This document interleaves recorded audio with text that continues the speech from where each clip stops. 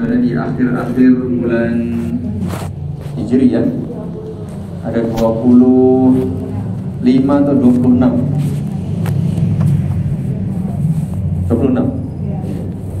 Rabiul Awal 1445 Hijriah. Alhamdulillah kita diberi sehat, diberi sempat. Mari kita gunakan untuk melanjutkan ibadah kita dengan bermajelis ilmu, mendengar sebahagian bimbingan Islam, insyaallah dari buku Umdatul Mar'ah atau Syarah Umdatul Mar'ah, Mi'atu Haditsin Muntaqatin min Haditsil Mar'ah, dari pilihan hadis-hadis pilihan, 100 hadis pilihan yang berkait dengan kaum wanita. Semoga menjadi tambahan pengetahuan bagi kita dan tentu sebagai amal soleh yang membawa kebaikan bagi kita di dunia dan kelak pada hari kiamat. Amin. Mari kita lanjut dengan mohon taufik kepada Allah Subhanahu wa taala. Kita baca hadis yang ke-26. Hadis yang ke-26.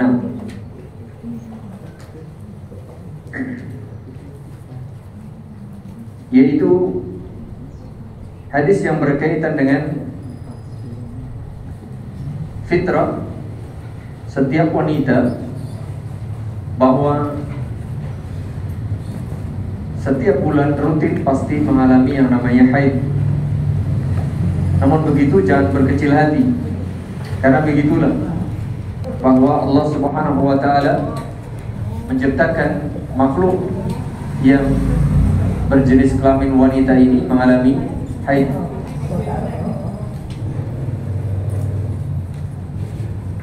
An Aisyah radhiyallahu anha qalat kharajna la nara illa al-hajj falamma kunna bi sarif hittu fadakhala alayya Rasulullah sallallahu alaihi wasallam wa ana abki qala ma laki anfisti qultu na'am qala inna hadha amrun katabahu Allah ala banati Adam faqdi ma yaqdi al-hajj ghayra alla tatufi bil bait. Qalat wa dhaha Rasulullah sallallahu alaihi wa ala alihi wasallam an nisa'ihi bil baqar. Hadis ini muttafaqun alaih. Aisyah radhiyallahu anha ummul mukminin mengisahkan sebahagian dari episode ketika haji wada. Ini haji yang dilaksanakan oleh Nabi alaihi salatu wasallam beserta para sahabat radhiyallahu anhum. Beliau menyatakan, kami keluar dari Madinah, kharajna la nara ila al-hajj, dengan tujuan untuk berhaji. Tidak ada tujuan lain kecuali untuk beribadah haji. Itulah haji wada. Ketika kami falamma kunna bisarif, ketika kami sampai atau tiba di sebuah tempat yang namanya Sarif, sebuah tempat atau wilayah yang maudhi'un qaribun min Makkah, satu tempat yang sudah dekat dengan kota Makkah, ya sudah hampir masuk kota Makkah. Maka hittu Aisyah radhiyallahu anha ini tiba-tiba mengalami haid. Fadakhala alayya Rasulullah sallallahu alaihi wasallam wa ana abki. Ketika Rasulullah sallallahu alaihi wasallam menemui aku, di jatah bermalam bersama beliau, maka saat itu aku menangis.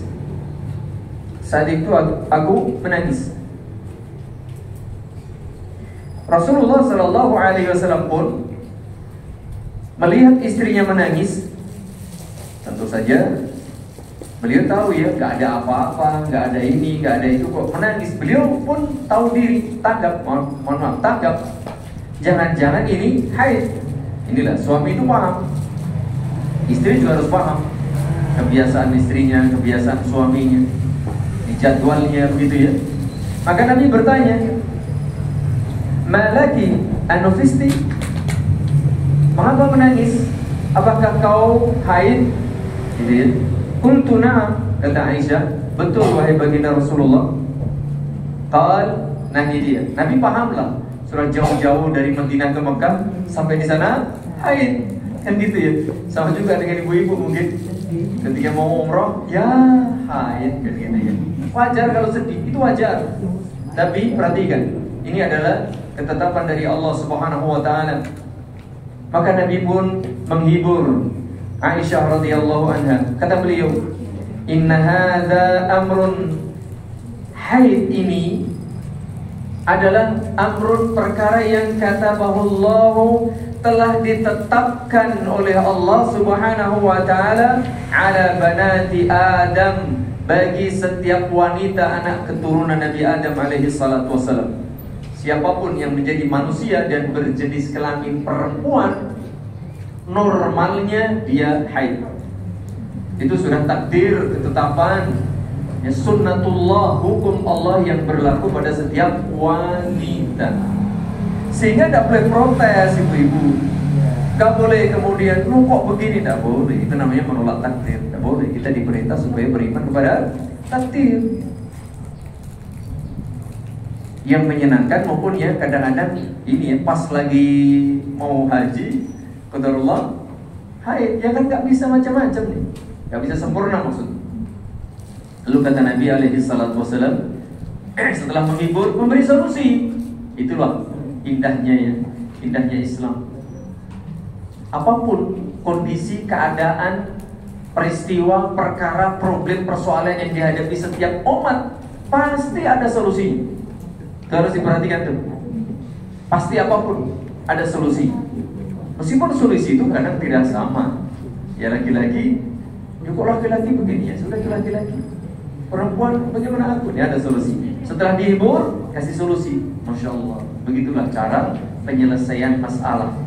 Kalau kita mendapati masalah ibu-ibu, jangan kemudian bingung, panik, ribut, protes lagi, gak usah. Apalagi seorang pemimpin nih. Namanya perempuan biasa, sewot tuh biasa. Ibu-ibu tuh gampang emosi, gampang piye kok, ribut itu sudah. Padahal sudah dikasih misalnya di briefing, nanti begini. Begitu terjadi ya bingung lagi. Nah, seorang suami, seorang pemimpin jangan ikut bingung. Ayo jawab lagi. Ya, maka pentingnya ilmu. Pertama ilmu, kedua kedewasaan. Apalagi laki-laki itu seorang pemimpin, jiwa pemimpinnya ini muncul. Pertama dihibur, ditanya, pertanyaan bukan gumul loh. Karena dia seorang pemimpin, ngerti anak buahnya. Oh biasanya dia haid, maka diterkan. Haid ya, begitu dia. Insya Allah, ini pemimpin yang paham, perhatian kepada anak buah. Yang kedua dihibur, jangan disalahin. Bapak mau kapan dong, enggak dihibur. Ketiga, nah dikasih solusi. Bagaimana solusinya? Faqdi ma yaqdil hajj. Kata beliau, lakukan semua manasik haji, lakukan semua ibadah yang harus dikerjakan oleh orang yang sedang melakukan manasik haji. Ghaira alla tatufi bil bait, kecuali satu, apa itu? Jangan tawaf. Jadi ibu-ibu jika sedang haid atau nifas, kemudian ngepasi atau bertepatan dengan jadwal melaksanakan umroh atau haji, maka kerjakan semua prosesi manasik ibadah haji itu kecuali apa? Satu, tawaf bil bait. Kecuali tawaf, karena tawaf itu tidak boleh orang yang haid atau nifas. Qalat, maka legalah Aisyah radhiyallahu anha. Kemudian beliau menyatakan atau melanjutkan kisahnya ini, wadhaha Rasulullah sallallahu alaihi wasallam an nisa'ihi bil baqar. Kemudian Rasulullah sallallahu alaihi wasallam berkorban menyembelih seekor sapi untuk semua istrinya. Insyaallah ya, begitu jamaah. Jadi semua problem itu ada solusinya di dalam agama Islam. minal fawaidi al-muta'alliqati bi mawdu'il hadis. Beberapa faedah yang bisa kita petik dari hadis yang mulia ini. Yang pertama, annal haidha maktubun ala jami'i banati Adam. Haid merupakan takdir, ketetapan sunnatullah yang berlaku bagi setiap kaum wanita. Ini sudah otomatis sunnatullah. Jadi tidak bisa diingkari ya, begitulah. Kalau ada perempuan, bersyukurlah kepada Allah dijadikan perempuan. Dan begitulah salah satu karakteristik ciri khas kaum wanita adalah haid. Yang kedua, anna sabral mar'ati ala ma yusibuha min alamil haid ma'juratun alaih. Nih ibu-ibu, aduh aku kan haid. Haid itu sudah gak boleh ibadah, gak boleh berhubungan dengan suami, kan rugi, sudah gak ibadah, gak berhubungan, sudah begitu sakit lagi ya kan, orang katanya sakit. Apalagi kalau dari pertama-pertama begitu ya, gak nyaman lah. Kalaupun gak sakit gak nyaman. Kadang bawaan itu berpengaruh kepada jelas, emosi jelas, gampang marah, gampang tersinggung, malas, mungkin yang ngantuan, macam-macam. Kadang sakit, nyeri di sini, di situ, dan seterusnya. Tapi ingat nih, jika ini berlaku bagi semua orang, berlaku bagi apapun. Ingat, setiap musibah yang menimpa orang muslim lalu diterima dengan sabar, maka akan mendatangkan pahala. Maka di sini kesabaran seorang wanita ketika mengalami haid, apalagi merasakan sakit, lalu dia bersabar dengan apalagi ikhlas, maka itu sebab mendatangkan pahala bagi dirinya. Masya Allah. Malah enak kan, orang sholat, ya kan, orang begini, orang begitu, pahalanya besar. Maka jangan bersuudzon dahulu, berhusnudzon selalu kepada Allah. Karena Allah Maha tahu semua yang Allah tetapkan pasti baik, begitu loh. Jadi enak orang kalau berilmu itu, orang kalau beriman, berilmu itu semuanya nyaman. Tahu tuh, lu kok begini ya, lu kok begitu ya, sudah sadari semua itu takdir dari Allah. Habis itu sabar, habis itu pasti ada hikmah dari berharap kepada Allah Subhanahu wa taala. Sehingga hidup ini nyaman. Ketika diberi musibah dia sabar, bahagia. Ketika diberi nikmat dia syukur, bahagia. Orang bahagia itu orang yang sabar dan syukur. Orang yang tidak sabar dan tidak syukur, apapun yang ia miliki tidak akan pernah merasa bahagia. Itu catat baik-baik. Orang dapat kekuasaan, jabatan, ketenaran, kekayaan, mungkin turah-turah, kesehatan, kekuatan, turah-turah. Tapi kalau nggak bersyukur, nggak akan pernah bahagia. Lu kok ngerti-ngerti? Karena ilmunya begitu. Walaupun urusan hati masing-masing kita nggak ngerti ya teknisnya. Tetapi yakin itu sunatullah demikian. Orang yang sering atau bahkan kerap dapat musibah, dapat ujian, tapi dia sabar, bahagia itu karena dia tahu di balik kesabaran akan mendatangkan pahala yang besar. Pahala yang besar. Jadi sebenarnya hidup ini, kalau dia punya ilmu, dia mau melakukan sesuai dengan tuntunan Allah dan Rasulnya Sallallahu Alaihi Wasallam. Annal mar'ata yang ketiga, fi safari la tastaghni an zawjiha wa bi khasatin 'inda hudutsil mulimmatin nafsiyyati wa ghairiha. Ini dia ibu-ibu, mengapa kaum wanita itu disyariatkan supaya bersama mahram kalau sedang safar? Ingat bu ibu, sehebat apapun wanita, dia butuh orang yang mengayomi, butuh orang yang mendampingi, butuh orang yang melindungi, butuh orang yang dijadikan curhatan. Termasuk ini lebih-lebih suami. Wanita ketika bepergian sangat membutuhkan suami, khususnya ketika ada hal-hal peristiwa atau perkara-perkara yang bisa jadi membuat jiwanya itu lelah, sakit, capek, bingung dan seterusnya. Dia butuh. Nah, orang yang dekat kan suami. Kalau orang lain bisa membantu tapi tidak maksimal. Beda dengan suami, menghibur, ngere-ngere bahasa Jawa ya. Begitu. Yang keempat, ahamiyatu safaril mar'ati ma'a mahramin laha yaqifu bijanibiha idza nabaha syai'an. Ini dia. Pentingnya seorang wanita itu bersama mahram ketika safar. Supaya apa? Supaya bisa membantu, supaya bisa menolong, supaya bisa mendampingi dirinya ketika dia mendapati sesuatu, bisa mewakili dirinya dan seterusnya. Itu mahram. Apalagi suami yang lebih dekat lagi, minimal mahram. Kalau orang lain nanti nggak bisa. Apalagi dalam perjalanan itu butuh hal-hal yang kadang-kadang bersifat privasi. Mungkin dia capek, harus dipijit, dia masuk angin, dikerok. Nah, kalau bukan mahram ya nggak boleh. Kalau orang lain ya sekedar bantuan secara umum, gitu ya. Jadi pentingnya bersama suami atau mahram. Yang kelima nih, ibu-ibu wanita harus paham, karena itu karakter penjenengan.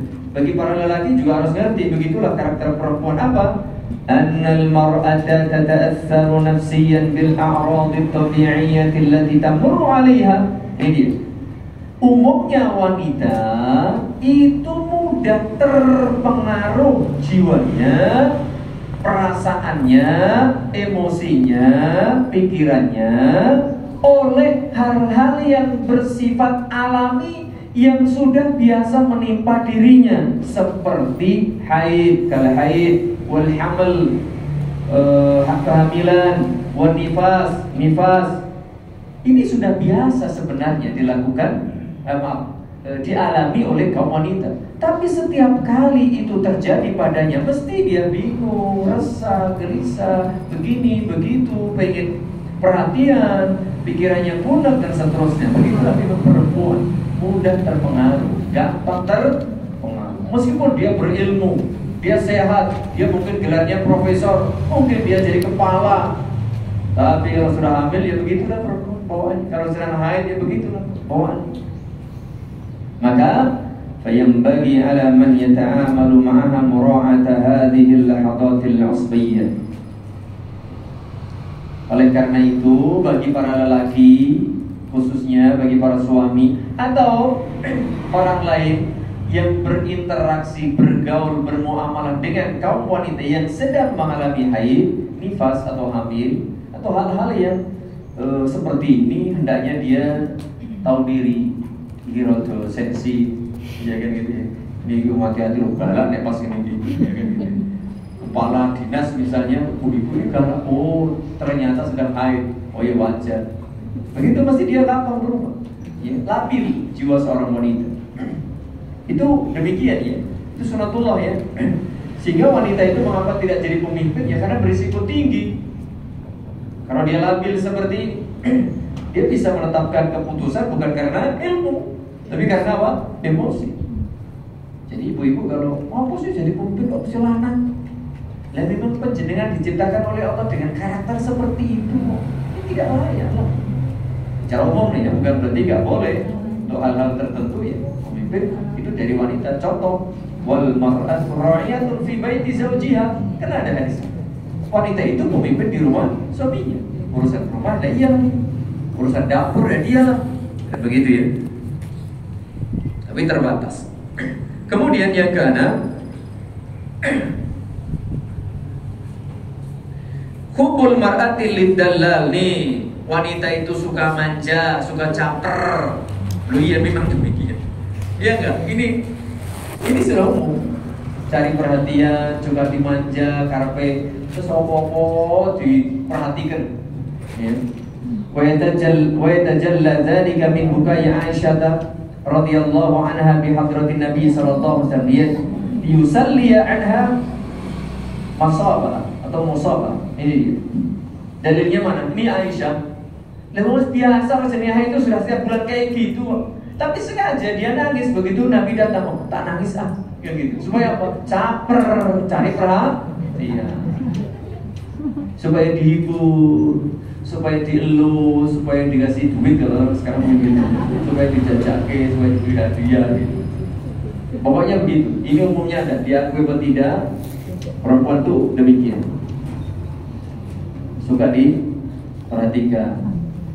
Anal haidha la yamna'u min al-ihrami bil 'umrati aw bil hajj. Nah ini ya, solusi Islam, wanita yang sedang haid atau nifas boleh melakukan umrah, boleh melakukan haji, bahkan berihram pun sah.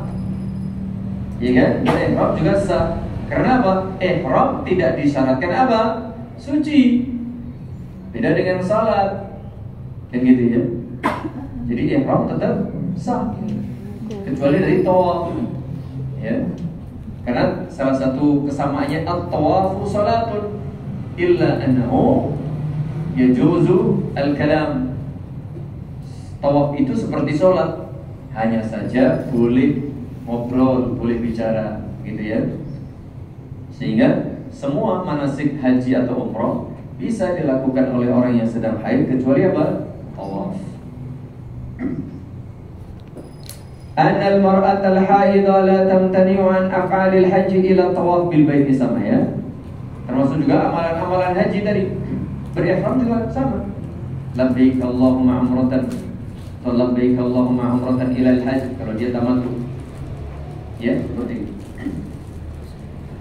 Jadi wanita yang sedang haid tetap melakukan ibadah umrah kecuali apa? Tawaf. Annal haidha yajuzu laha tilawatul Quran. Ini dia ya. Bahkan wanita pun yang sedang haid itu boleh membaca Al-Quran. Walakinnaha la tamsaku al-mushafa illa bihailin kal-kuffazat mathalan lianna tilawat al-Quran min amthali a'malil hajj wa lam tunha anhu. Jadi wanita yang sedang haid boleh membaca Al-Quran, hanya tidak diperbolehkan menyentuh mushaf Al-Quran kecuali dengan penghalang, ya. Contohnya misalnya kaos tangan dan seterusnya. Karena apa? Membaca Al-Quran seperti amalan-amalan haji tidak dilarang. Ini menurut pendapat beliau, dan ini menurut jumhur ulama. Adapun wallahu a'lam, apakah orang yang haid atau orang yang tidak berwudu tidak boleh menyentuh mushaf Al-Quran, sesungguhnya ada khilaf di antara ulama dalam masalah ini. Wallahu a'lam bishawab. Kalau membaca tidak ada masalah. Meskipun juga nanti ada ulama yang melarang membaca, tetapi pendapat yang betul boleh membaca Al-Quran. Kalau orang yang sedang haid, bolehkah dia memegang mushaf Al-Quran? Maka ada khilaf di antara ulama, termasuk beliau melarangnya. Wallahu a'lam bishawab. Lebih amannya tidak memegang mushaf Al-Quran. Tapi kalau mau membaca, boleh-boleh saja. Membaca dari hafalan atau membaca tanpa memegang mushaf. Bagaimana caranya? Lihat di HP. Itu bukan mushaf ya, kalau HP boleh. Baik, itu hadis yang ke-26. Hadis yang ke-27 sekarang. Masih juga berkaitan dengan haid. Karena ini ya hadis-hadis yang berkaitan dengan wanita, jadi mau nggak mau ya hal-hal seperti itu kita baca. Ana Aisyah radhiyallahu anha qalat ja'at Fatimah bintu Abi Hubaysh ila Nabi sallallahu alaihi wasallam faqalat ya Rasulullah inni imra'atun ustahadu fala adhuru fa ati'u salat. Faqala Rasulullah sallallahu alaihi wasallam la innama dhalika 'irqun wa laysa bihayd fa idza aqbalat haydatuki fad'i salat wa idza adbarat faghsili 'anki ad-dama thumma shalli. Hadis muttafaqun alaihi. Ini penting banget ibu-ibu ya, yang masih subur, yang masih haid. Ini penting banget berkaitan dengan masalah haid, karena ini berkaitan dengan masalah ibadah. Kata Aisyah radhiyallahu anha, suatu kali ja'at Fatimah bintu Abi Hubaysh. Suatu kali datanglah Fatimah bintu Abi Hubaysh. Jadi Fatimah itu namanya juga bukan hanya putri Nabi SAW ya. Di kalangan sahabat itu namanya mirip-mirip. Bahkan nama Abdullah itu ada ratusan. Ya, orang ada 300-an saat itu. Banyak ya. Jadi ibu-ibu, bapak kalau kasih nama putra putrinya jangan podo kalau jenengan anakmu, nggak apa-apa. Nama-nama sahabat itu nggak masalah. Tapi kan bapaknya beda. Loh, itu bapaknya podo, bojone lebih ya kan ibunya beda, kan gitu ya. Nggak masalah. Nggak masalah. Bahkan dulu anak saya itu namanya Aisyah, satu kelas itu banyak itu. Bahkan namanya bapaknya juga Ahmad, tapi Ahmad beda. Satunya Ahmad S juga Ahmad Soleh, ada Ahmad Sultoni, ada Ahmad Sudarmanto, sama mirip-mirip kalau disingkat. Tapi ternyata beda ibu, ya gitu ya. Jadi nggak ada masalah ya, termasuk Fatimah nih. Jadi saya sarankan ibu-ibu kalau punya cucu, punya putra putri, jangan malu namanya sama dengan sahabat. Bahkan banggalah kalau nama kita nama-nama para sahabat, nama-nama para nabi. Nggak masalah, ya nggak masalah. Karena saya lihat sebagian teman itu sekarang sudah namanya aneh-aneh. Kasih nama aneh-aneh, nggak usah aneh-aneh. Cuman sekarang memang aturan dari pemerintah minimal 2 kata cuma. Kalau saya namanya dulu anak-anak satu semua karena belum ada aturan ini. Sekarang ada aturan ya harus 2. Nggak masalah, misalnya Fatimah siapa, boleh-boleh sih. Baik, kembali. Kemudian Fatimah itu bertanya, ya Rasulullah, wahai baginda Rasul, ini imra'atun ustahadu fala'atuh, saya itu wanita yang sering mengalami istihadah. Nah, istihadah itu darah, ya ibu-ibu, istihadah itu darah, mohon maaf, yang keluar dari kemaluan atau farji wanita, tapi bukan darah haid. Saya ulang, istihadah adalah darah yang keluar dari kemaluan wanita, tetapi bukan darah haid. Lantas bagaimana hukumnya? Fala adhur, sementara aku tidak bisa bersih, tidak bisa cuci. Afa ada'u shalah? Lah kalau begini terus, apakah aku harus meninggalkan salat? Ini dia. Faqala Rasulullah sallallahu alaihi wasallam, "La, oh tidak." Karena innama dzalika irqun, itu hanyalah darah penyakit, walaysa bihaid, dan bukan darah haid. Yang dilarang itu jika Anda sedang haid. Kalau darah yang keluar itu bukan haid, tetap salat. Nah, ini penting ya fikihnya. Fa idza aqbalat haidatuki fad'i as-salat. Jika datang haidmu, nah kau tinggalkan salat. Wa idza adbarat, jika sudah hilang, sudah pergi, maksudnya dia sudah selesai haidmu, faghsili anki dama, bersihkan tubuhmu dari darah itu, lalu mandi, tsumma shalli, kemudian salat. Ini penting banget nih berkaitan dengan masalah fikih bagi kaum wanita. Hadis ini menjelaskan kepada kita beberapa faedah. Yang pertama, bayan ahkam bil istihadati bit tafsil. Hadis ini menjelaskan perkara istihadah secara lebih rinci. Yang kedua, jawazu istifta'il mar'ati ar-rajul al-'alim al-'afifa fima yahtassu biha min al-qadaya. Ini juga sebagai dalil sebagaimana beberapa hadis yang lalu, bolehnya wanita meminta fatwa alias bertanya, memohon penjelasan kepada seorang laki-laki yang berilmu, yang dia menjaga kesucian dan kehormatan dirinya, amanah, yang berkaitan dengan hal-hal privasi wanita. Ini kan perkara haid, perkara nifas. Boleh nggak bertanya kepada ustaz, kiai, gus, syekh?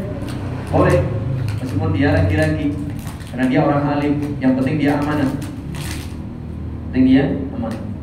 Jangan kemudian, boleh bu bertanya, tapi syaratnya nanti kita berdua ya, kita ketemuan di tempat tertentu ya. Wah, ini nggak amanah.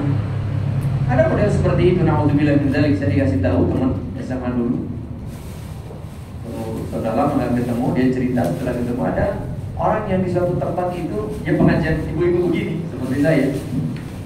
Dia punya kajian ibu-ibu, tapi lama-lama yang nyopiri harus ibu-ibu juga, yang jemput harus ibu-ibu. Lama-lama apa? Padahal ibu-ibu ini punya suami.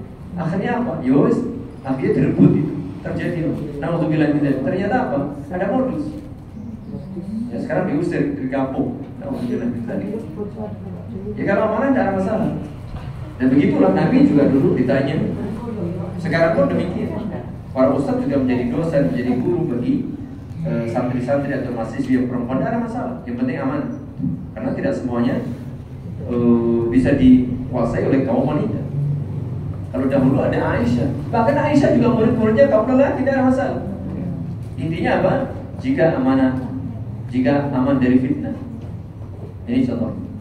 Kemudian yang ketiga, man nazalat biha mas'alatun la tu'rafu hukmuha fayanbaghi 'alayha an tas'ala 'anha bi nafsiha aw tawakkala man yas'alu laha wa la tad'a. Ini dia. Jika seorang wanita mendapati satu kasus, problem, persoalan yang menimpa dirinya sementara dia tidak mengerti hukumnya, baik itu berkaitan dengan masalah privasi, masalah khusus, mungkin masalah haid, masalah nifas, masalah kaum wanita, atau masalah-masalah lain, urusan rumah tangga, urusan mungkin pendidikan anak, urusan bergaul dengan tetangga, urusan mungkin dia punya usaha, lalu dia tidak ngerti hukumnya, bagaimana keputusan syariat, sementara ini terjadi pada dirinya. Dan ini banyak, bukan hanya wanita sebenarnya, laki-laki juga banyak kasus-kasus yang menimpa diri kita, karena kita ini bergaul. Maka hendaknya dia bertanya, mencari ilmu, mencari tahu, jangan diam saja. Baik dia langsung bertanya itu langsung dengan dirinya, dia langsung kepada orang yang dia percayai, pada ustadz, pada guru, pada kiai. Baik langsung itu dia menemui, atau telepon, atau WA, atau dia menyuruh wakil, tidak langsung minta bantuan orang yang bisa menanyakan. Tolong, aku nggak kenal sama ustadz itu, Anda kenal, tolong tanyakan kepada beliau, persoalan saya begini-begini. Boleh langsung, boleh mewakilkan. Dan itu pun terjadi di kalangan sahabat dulu terjadi. Ini langsung Fatimah bin Abi Hubaish, langsung dia bertanya kepada Nabi, boleh. Bahkan ada yang nggak langsung, padahal itu laki-laki siapa? Ali bin Abi Thalib. Ali bin Abi Thalib punya persoalan pribadi. Beliau seorang rajulun madza. Apa rajulun madza? Laki-laki yang gampang keluar nadinya. Tapi beliau kan malu, mau tanya kepada Nabi, malu. Karena apa? Karena beliau menantu Nabi. Karena posisi Fatimah, aku isilah takon, ini urusan pribadi, padahal sesama lelaki. Akhirnya beliau menyuruh Miqdad bin Al-Aswad, tolong dan kita kopi ya kan gitu. Iya, bertanya. Yang punya kasus siapa? Ali. Tapi ini masalah pribadi ya. Kadang-kadang orang itu gak enak gitu. Ini menantunya laki-laki lagi, orang dekat, bahkan juga sepupunya, dekat sejak kecil loh diopengi Nabi ini. Tapi kadang hal-hal tertentu gak enak rasanya kalau mau bertanya. Boleh meminta bantuan orang. Ini sebaliknya perempuan, ya. Lalu bertanya langsung kepada Nabi, tidak ada masalah. Begitu ya, Masya Allah. Jadi intinya jamaah, jangan berdiam diri. Maka la tad'a, jangan menengguai dengan alasan aku ora kenal ustaz, aku ora pena, aku izin, aku takut sapa orang ngerti. Jangan. Maka bertanya. Begitu ya. Berikutnya, haya'ul mar'ati la yamna'uha min ta'allumil ilmi. Meskipun umumnya karakter bawaan wanita itu pemalu, tetapi rasa malu tersebut jangan sampai menghalangi untuk mencari ilmu. Alasan apa sih? Pengontrol kan orang metu. Wah, kalau alasan itu dijadikan modus atau dalisan, ada saatnya malu iya, tapi ada saatnya malu itu harus dilawan dalam rangka melakukan yang lebih utama, termasuk diantaranya mencari ilmu. Yang kelima, fihi tarbiyatul mar'ati 'ala al-amanati faqad wakala ilaiha tahdidu 'adadi ayyamil haid fi hal al-istihadah wa hadhihi la yattali'u 'ala sidqiha wa diqqatiha fihi illa Allah. Hadis ini sebagai salah satu pendidikan pelajaran bagi wanita untuk apa? Menjaga kejujuran dan amanah. Dari sisi mana? Dari sisi bahwa Allah Subhanahu wa taala telah memberikan ujian bagi seorang wanita. Apa? Jadwal waktu haid yang umumnya 1 pekan, 6 atau 7 hari ini umumnya. Nah, ketika seorang wanita itu juga mengalami istihadah, sementara istihadah nggak ada batasannya. Istihadah itu nggak ada batasannya. Batasan minimal tidak ada, batasan maksimal tidak ada. Adapun haid 6 atau 7 hari. Nah, orang yang niatnya tidak baik, ketika dia keluar darah mungkin sebulan istihadah, ya kan? Sementara haidnya cuma berapa? 7 hari. Kalau dia tidak amanah, ayo bu sholat, aku lagi betul, kok, lagi keluar darah. Padahal dia ngerti sebenarnya darahnya cuma 6 hari atau 7 hari sudah selesai. Orang lain tidak ngerti, orang bakal ngurusin orang kui, ya kan? Tapi Allah Maha tahu. Bu, kamu itu jatahmu kan cuma 6 atau 7 hari. Ngapain tidak sholat hari ke-8? Tidak mungkin Allah mau dikelabui. Tapi kalau orang lain bisa, suami bisa, mas aku bisa betul ikuti. Padahal sudah hari ke-8, orang sholat, gak mau melayani suami. Nah, berarti kunci nyali kejujuran dan amanah. Masya Allah, kelihatannya sepele. Dan ini juga perlu ilmu, membedakan antara darah haid dan darah harus ngerti. Nanti dengan tamyiz. Jadi wanita harus belajar dan tahu sifat atau ciri darah haid beda dengan darah segar, beda dengan darah istihadah. Beda ini. Jadi kita perlu tahu juga hal-hal yang sifatnya seperti ini. Apalagi ya wanita yang sudah belajar, sudah ngaji, harus tahu. Namanya dengan metode tamyiz. Ini kok ada bercak darah di, mohon maaf, pakaian dalam. Oh, ini darah haid. Meskipun belum jadwal misalnya, mungkin maju sehari, ya bisa jadi seperti itu. Maka harus kita paham. Oh, ini darah haid. Oh, ini bukan haid. Oh, ini bukan jadwalku. Tapi kalau keluar darah, oh ini istihadah. Jadi seperti itu ya. Jadi ini berkaitan dengan masalah orang yang mengalami istihadah yang lebih dari jadwal haid dia, kemudian dia juga punya jadwal haid, maka dia diuji kejujurannya. Karena saat itu memang bisa jadi dia alasan tidak sholat, alasan tidak mau melayani suami dan seterusnya. Dan tidak bisa ditipu karena Allah Maha mengetahui. Yang keenam, at-tafriqu bainal haid wal istihadati fi asli sailanid dam. Ini hadis ini sebagai penjelasan adanya perbedaan dan pembedaan antara darah haid dan darah istihadah. Beda zatnya dan beda konsekuensinya. Orang haid begini darahnya, konsekuensinya tidak boleh salat, tidak boleh tawaf, tidak boleh puasa, tidak boleh melayani suami di situ. Kalau istihadah boleh, bahkan wajib salat. Ya, kalau saatnya puasa wajib puasa, saat melayani suami wajib melayani suami dan seterusnya. Dia boleh tawaf. Fal istihadatu 'irqun yanzifu bi khilafil haid. Jadi istihadah itu darah penyakit, berbeda dengan haid. Kemudian yang ketujuh, anal mustahadata la yajibu 'alaiha al-ightisalu li kulli salatin. Ini tiketnya, wanita yang sedang mengalami istihadah atau mustahadah itu wanita yang sedang mengalami istihadah, keluar darah, penyakit dari kemaluannya, tidak wajib mandi setiap hendak salat fardu. Tidak wajib mandi. Wa innama taghtasilu ba'da fatrati haidhiha faqat. Tetapi dia wajib mandi jika selesai haid. Adapun kalau berwudu iya, dianjurkan setiap salat berwudu. Nah, dia nanti bersihkan itu setiap mau salat, dia bersihkan darah istihadahnya, kemudian dia berwudu.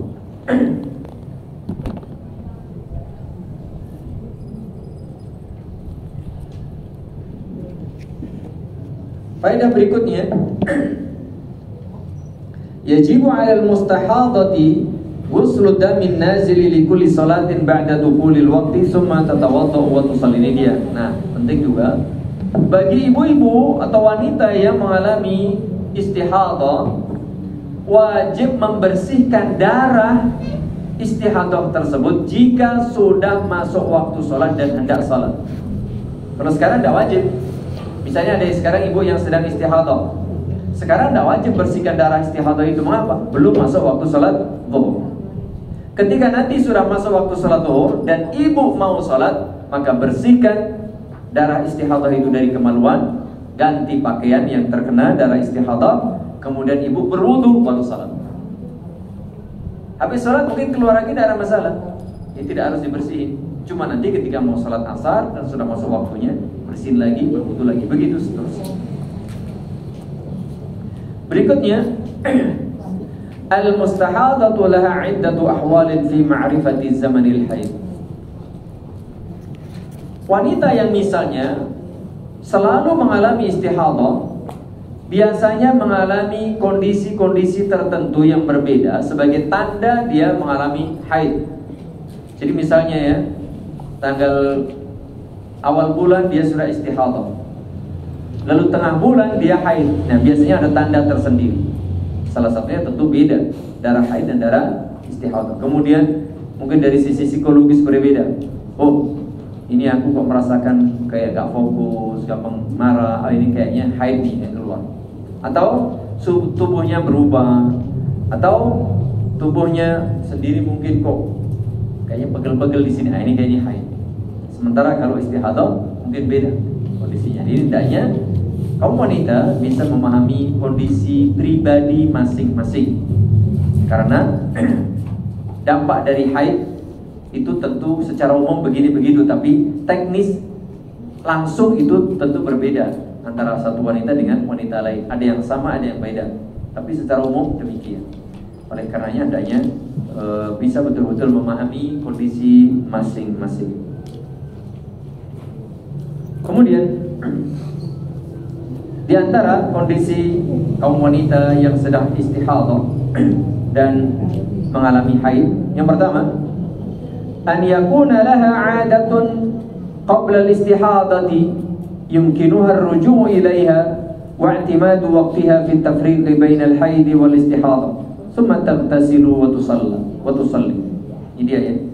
Kalau misalnya seorang wanita itu haid setiap tanggal 10, setiap tanggal 10, haidnya berlangsung 1 pekan, berarti 10, 11, 12, 13, 14, 15, 16 sampai tanggal 16. Jika dia kebiasaannya setiap bulan tanggal 10 sampai tanggal 16, lalu ternyata pada awal bulan tanggal 1 misalnya dia sudah terkena istihadah, maka nanti tanggal 10, kalau dia istihadahnya terus sampai tanggal 10 terlalu, maka tanggal 10 itu dianggap sebagai haid. Sampai kapan? Tanggal 16. Itu. Sehingga tanggal 1 sampai tanggal 9 dia tetap sholat sebagaimana biasanya tadi. Adapun tanggal 16 sampai tanggal 10 sampai tanggal 16 dia tidak salat, tidak berhubungan dan seterusnya. Ini diantaranya demikian caranya. Yang kedua, asalnya qudratuha 'ala tamyiz. Kalau tidak bisa membedakan darah istihadah dan darah haid, atau sulit dibedakan, atau nggak ada gejala-gejala tertentu yang membedakan, maka rujukannya adalah apa? Kebiasaan tanggal itu. Tetapi yang kedua, jika seorang wanita itu mampu membedakan mana darah haid dan mana darah nifas, baina damil haid wa damil istihadah, wa dzalika anna damal haid yamilu ila sawad wa ghalid wa muntanin. Ini dia. Kalau dia bisa membedakan, maka ya pastikan dengan membedakan itu, cek darahnya. Nah, darah haid itu secara umum karakter darah haid itu cenderung lebih hitam atau gelap. Warnanya lebih hitam. Kemudian refleksnya tebal, tidak cair. Kemudian yang jelas baunya khas. Baunya tidak enak. Khasnya itu khas tidak enak. Ya kan? Gitu. Baina madamul istihadah ahmar waraqiq wa ghair muntanik. Sedangkan darah istihadah itu umumnya lebih cerah sebagaimana darah biasa, kemudian encer dan tidak berbau busuk. Seperti itu. Kalau dia bisa membedakan darah haidnya, maka fatahsibu muddata haidiha bina'an 'ala dzalik. Bisa jadi mungkin tanggal 9 ketika sudah ada darah haid, dia tidak salah. Bisa jadi maju sehari dari kebiasaan jadwal umumnya. Jadi seperti ini. Kemudian yang ketiga, wanita ini nggak punya kebiasaan jadwal tetap. Selama ini haidnya orang karuan, ya kan? Tidak rutin, tidak tetap. Kadang maju, kadang mundur, sepokoknya, kadang sepekan, kadang 3 hari. Biasanya ini bagi orang-orang yang sudah menjelang menopause misalnya. Menjelang menopause sudah tidak beraturan. Sementara dia juga nggak ngerti, nggak bisa membedakan antara darah haid dan darah istihadah.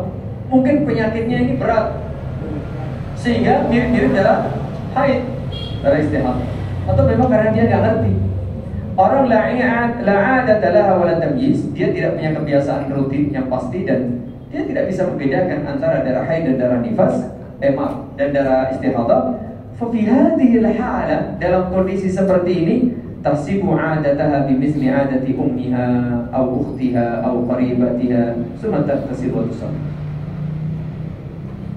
Wanita yang baru pertama kali haid atau yang sudah tidak beraturan haidnya, mungkin menjelang menopause, tidak bisa membedakan mana darah haid dan mana darah istihadah, tidak jelas juga jadwalnya, tidak jelas pula berapa lamanya, maka dalam kondisi betul-betul dia tidak bisa memastikan dan memutuskan, hendaknya mengikuti kebiasaan haid orang terdekat dirinya.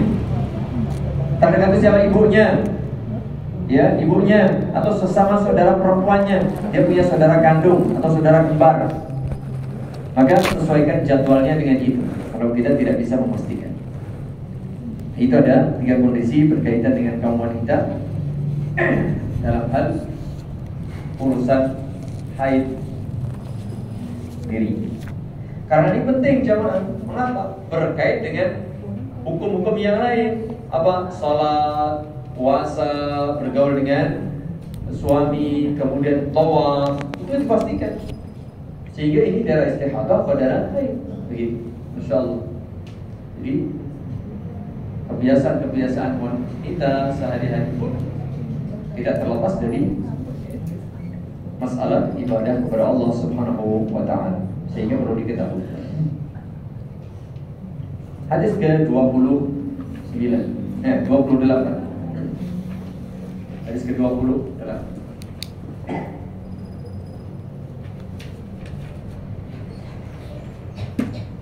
Masih juga berkaitan dengan masalah haid, yaitu kaifiyat atau sifat atau tata cara mandi haid. Mandi selesai dari haid, atau juga mandi janabah, atau bahasa kita mandi besar. Istilah kita mandi besar. عن عائشة رضي الله عنها أن أسماء سألت النبي صلى الله عليه وسلم عن غسل المحيض فقال تأخذ إحداكن ماءها وسدرتها فتطهر فتحسن الطهور ثم تصب على رأسها فتدلكه دلكا شديدا حتى تبلغ شؤون رأسها ثم تصب عليها الماء ثم تأخذ فرصة مسكة فتطهر بها. فقالت أسماء وكيف تطهر بها؟ قال سبحان الله تطهرين بها. فقالت عائشة كأنها تخفي ذلك تتبعين أثر الدم. وسألته عن غسل الجنابة فقال تأخذ ماء فتطهر فتحسن الطهور أو تبلغ الطهور ثم تصب على رأسها فتدلكه حتى تبلغ شؤون رأسها ثم تفيد عليها الماء. فقالت عائشة رضي الله عنها نعم النساء نساء الأنصار لم يكن يمنعهن الحياء أن يتفقهن في الدين. Muttafaqun alaih. Insyaallah ini jamaah luar biasa ini hadis. dari Aisyah radhiyallahu anha bahwa Asma bertanya kepada Nabi sallallahu alaihi wasallam tentang mandi dari haid. Lagi-lagi wanita yang bertanya langsung. Aisyah ini selalu nimbrung karena beliau istri Nabi alaihi salatu wassalam. Ya kan? Kalau ada wanita mau tanya kan pasti lewat beliau juga. Ya, ketika wanita-wanita tadi bertanya langsung kepada Nabi, tentu sudah melalui ya screening bahasa kita ya. Sudah daftar dulu ke Aisyah, tanya dulu, kemudian ditemani kan begitu. Sehingga Aisyah juga dapat ilmu ini, masya Allah. Aisyah dapat ilmu, di samping juga menemani wanita tadi. Faqala ta'khudhu ihdakunna ma'aha wa sidrataha. Nah, cara mandi haid. Hendaknya wanita yang hendak mandi haid itu siapkan air, siapkan daun bidara. Ya, tujuannya untuk apa? Pewangian atau untuk menghilangkan bau. Fatattaharu wa tusinu tuhur. Kemudian bersihkan. Bersihkan dengan sempurna. Summa tasubbu ala ra'siha. Kemudian siram di kepala sampai itu meresap ke kulit kepala. Jadi kalau punya rambut yang tebal, usahakan sampai ke kulit, ke permukaan kulit. Fatadluquhu dalkan syadidan. Ini kata Nabi, lalu digosok. Lalu gosok sampai kencang. Ya, itu dipijit, dalam itu dipijit. Intinya supaya air itu betul-betul sampai ke permukaan kulit kepala. Di jari jemari kita nih meratakan ke kulit kepala ini, dipijit, digosok. Hatta tablugha syu'una ra'siha.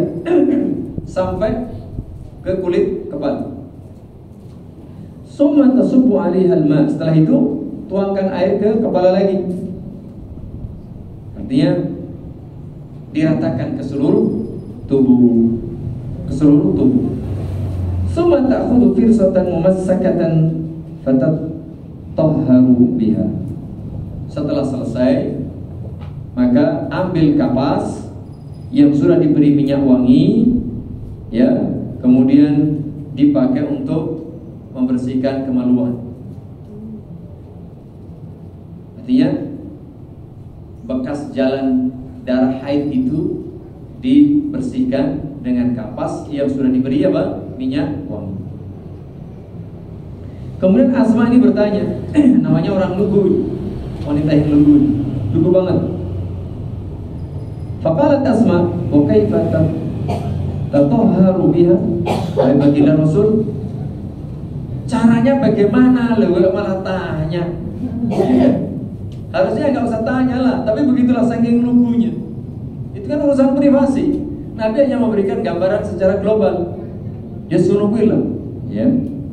Maka Asma ini bertanya saking lugunya, terus cara ngelapnya gimana? Lah yo kan, kok dadak takon. Nabi berkomen, subhanallah.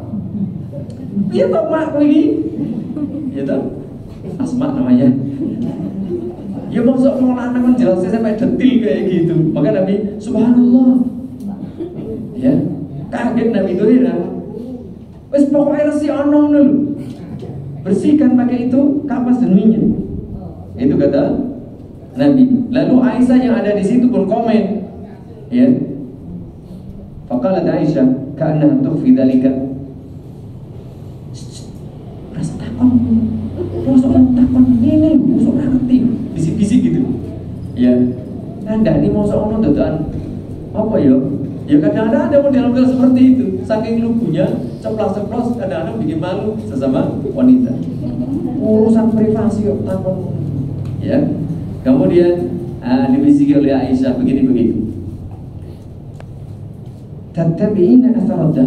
Intinya bekas darah itu kamu bersihin. Itu dia. Fasa'alatu an ghusl janabah. Kemudian Asma juga sekalian bertanya tentang cara mandi junub. Ya sedikit berbeda jemaah. Intinya sama, tapi mandi junub ini ada sedikit keringanan. Kalau mandi janabah pasti harus betul-betul detail. Ya karena itu ada bekas darah, yang bau dan seterusnya. Adapun dan itu sebulan sekali, ya kan? Sebulan sekali. Adapun mandi junub, maka ta'khudhu ma'an wa tatahharu fatusilu tuhur, yani sama tadi ya. Kau siapkan air, lalu kau bersuci, berwudu, sebagaimana tadi mandi junub, berwudu dahulu, kemudian ini juga berwudu dengan sempurna. Kemudian au tubliu tuhur, thumma tasubu ala ra'siha, kemudian siramkan, curahkan air ke kepala, fatadrukuhu hatta tablughu syu'una ra'siha, kemudian dipijit-pijit ya sampai ke kulit. Summa tufidu 'alaiha al-ma, kemudian ya diguyurkan air ke seluruh tubuh. Jadi intinya mandi junub, mandi haid atau mandi besar itu mengguyurkan air ke seluruh permukaan tubuh dengan niat, itu intinya demikian. Itu wajibnya. Adapun sunnah-sunnahnya tadi berwudu dahulu, begini begitu. Tapi yang jelas niat untuk mandi junub atau mandi haid, untuk mandi besar, kemudian meratakan seluruh air ke permukaan tubuh. Faqalat Aisyah, ni'man nisa'u nisa'ul ansor. Ini dia kata Aisyah, sebaik-baik wanita adalah wanita dari kaum Ansor. Apa itu? Lam yakun yamna'uhunna al-haya'u an yatafaqqahna fid-din. Kaum Ansor itu, wanita Ansor itu ibu-ibu, wanita yang sangat pemalu. Ya, saya ulang. Wanita Ansor itu wanita yang sangat pemalu. Tapi rasa malu yang sangat besar ini tidak menghalangi mereka untuk belajar agama. Lam yamna'hunna al-haya'u an yatafaqqahna fid-din. Rasa malu yang sudah menjadi ciri khas mereka tidak menghalangi mereka untuk belajar agama, untuk bertanya, untuk tafaqquh fid-din. Kalau para ibu ini punya rasa malu, saya yakin tidak bisa lebih dari rasa malu orang-orang wanita Ansor. Tapi mereka adalah orang-orang yang bersemangat untuk belajar. Semangat untuk belajar. Kemudian beberapa faedah yang bisa kita ambil dari hadis yang mulia ini. Yang pertama, sama tadi ya, jawazu istifta'il mar'ah. Tadi ya, bolehnya wanita bertanya kepada lelaki. Tentu saja dengan syarat tadi ya, aman dari fitnah, laki-lakinya amanah, dia berilmu dan seterusnya. Meskipun itu berkaitan dengan masalah-masalah pribadi kaum wanita. Kemudian sifat ghusl mar'ati minal haid ini, hadis menunjukkan kaifiyat, tata cara sifat mandi selesai dari haid. Pertama, berwudu tadi, wudu yang sempurna, lalu diurai rambutnya, kemudian disiramkan air ke rambut sambil dipijit-pijit supaya apa? Seluruh permukaan kulit itu terkena air. Rambut-rambut ya yang tebal misalnya terkena air semua. Setelah yakin itu baru guyur air ke seluruh tubuh. Kemudian jangan lupa bersihkan kemaluan dengan kapas atau apa saja alat yang lain yang diberi wanginya untuk menghilangkan atau menetralisir sisa-sisa bau dari darah haid. Kemudian as-sunnatu lil haid idza tatahharat min al-haid an tutayyiba mahall ad-dami bil misli. Disunahkan memberi harum-haruman minyak wangi bisik ya di tempat keluarnya darah haid. Al-haya'u la yamna'u min ta'allumil ilmi syar'i, ini dia ya. Rasa malu atau apapun alasan sebab tidak boleh menghalangi seseorang untuk menuntut ilmu agama. Termasuk kesibukan, termasuk apapun alasannya ya, tidak ada alasan untuk tidak belajar, itu saja intinya. Tidak ada alasan untuk tidak belajar. Yang kelima, isti'malul miski ba'da tuhur yurshidu ila ahamiyati izalati ma yustaqdir. Ini dia. Jadi anjuran supaya menggunakan minyak misik atau minyak wangi untuk menetralkan sisa-sisa bekas bau darah haid menunjukkan adanya anjuran supaya menghilangkan segala hal yang tidak sedap baunya. Ini bukan masalah haid saja. Berarti anjuran supaya apa? Menjaga kebersihan dan keharuman, baik badan, pakaian, lingkungan, dan seterusnya. Tentu bagi kaum wanita ada batasan-batasannya. Keharuman diri Anda, pakaian Anda hanya ketika di dalam rumah. Adapun ketika keluar rumah tidak diperkenankan.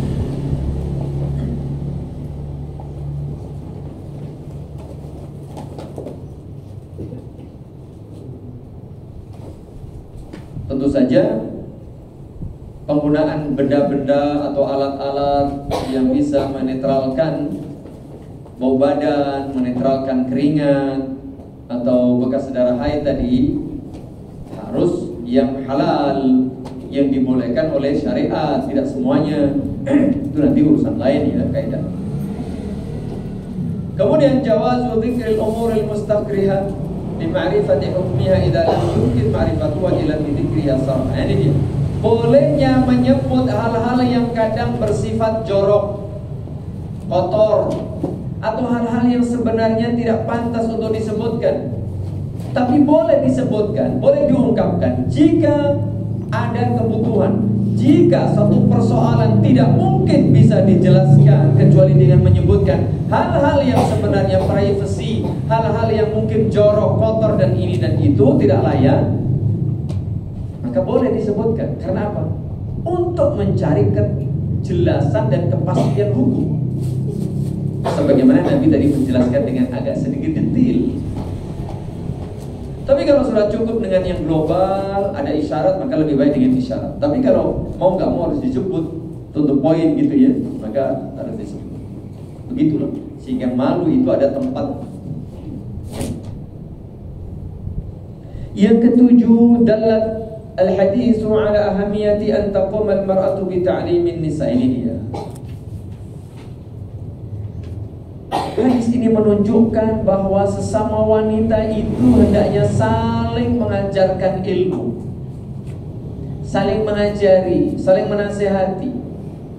Kalau nggak ketemu, tanya kepada ustaz, tanya dulu kepada sesama wanita. Nanti tidak ilmunya begini, saya kok punya begini, saya tuh kemarin haid begini begitu, ini masih haid atau bukan ya? Saya sudah selesai atau belum? Tanya. Kalau nggak ngerti, ya aku kurang ngerti, takut baru gitu ya. Jadi kalau bisa dengan sesama perempuan, silakan. Tapi kalau nggak ngerti jangan sok tahu. Ya, kalau nggak tahu ya bilang nggak tahu. Kalau tahu jawablah dengan ilmu. Jangan sampai karena malu kemudian terhalang dari ilmu.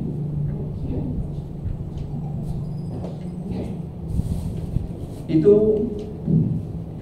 beberapa faedah yang bisa kita ambil dari hadis yang ke-28. Satu lagi ini hadis ke-29.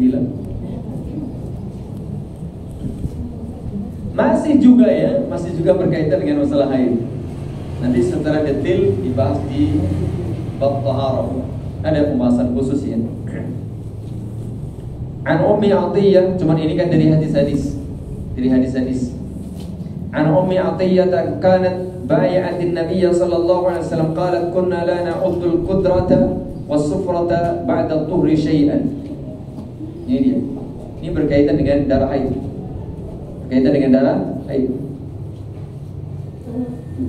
Bahwa dari Ummu Athiyyah ini salah satu sahabat wanita yang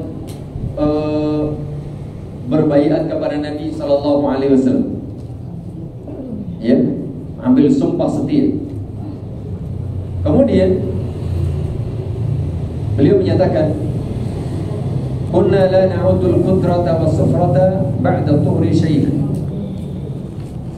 Kami tidak menganggap adanya darah yang keruh atau darah warna kekuningan yang keluar setelah suci dari haid sebagai darah haid.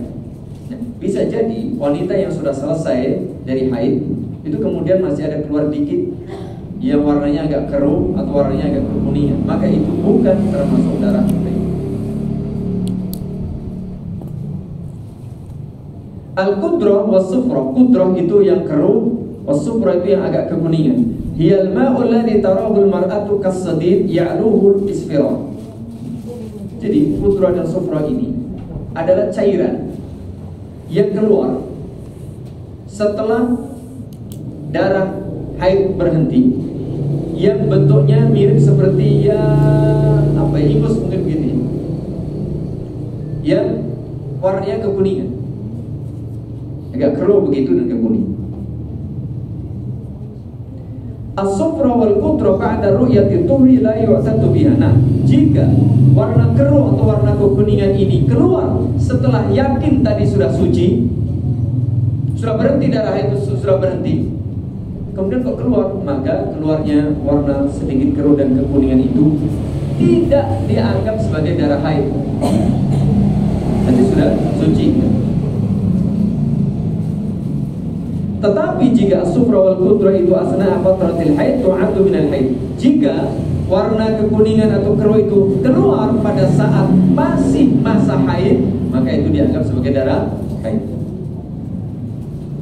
Anna tamyiza bil alwani fi ghairi fatratil haid la yu'tadu bihi wa la yu'tabaru haidha. Membedakan warna tadi agak keruh, agak kekuningan, tetapi itu di luar waktu haid, maka tidak dianggap sebagai haid. Nah, itu bukan bagian dari haid. Anna al-i'tibara fi ma'rifatil ahkam syar'iyyati huwa ma kana fi zamanin Nabi sallallahu alaihi wasallam. Jadi pelajaran hukum hikmah untuk mengetahui hukum-hukum syariat itu hanya berlaku pada saat dulu Nabi sallallahu alaihi wasallam masih ada. Karena di sini kalimatnya kunna, dulu, kan itu ya. Dulu kami menganggap cairan yang keruh atau kuning itu bukan termasuk haid jika keluar setelah suci dari haid. Dulu berarti pada zaman Nabi masih ada. Ketika Nabi masih ada, lalu kaum wanita menganggap itu bukan haid, seandainya anggapan ini keliru, pasti dibetulkan oleh Allah Subhanahu wa taala lewat wahyu. Karena tidak, maka ini sebuah kebenaran hukum. Begitu maksudnya. Masya Allah, jadi ini ilmu penting sekali jemaah. Ya, berkaitan dengan masalah seperti ini, Masya Allah ya, jangan dianggap sepele kita baca hadis. Nah, ini faedah-faedah fikih yang luar biasa, ilmu yang luar biasa. Tapi langsung kita berhukum dari hadis langsung, gitu ya. Biasanya kita ada belajar fikih, hukumnya begini baru dalilnya. Ini dalil dulu baru hukumnya begini. Ya, dibalik saja. Nah, ini salah satu metode kita belajar. Begitu jemaah, bisa kita sampaikan pada kesempatan siang hari ini sampai hadis ke 29. Atau dilanjutkan sampai 30 atau 29 saja. Bagaimana ibu-ibu? Nanggung tinggal satu. Lanjut apa berhenti? Berhenti. Kalau berhenti ya nggak apa-apa. Terus siap pak, saya siap-siap rolasan ya, mana. Baik, ini sebelum kita tutup ada pertanyaan.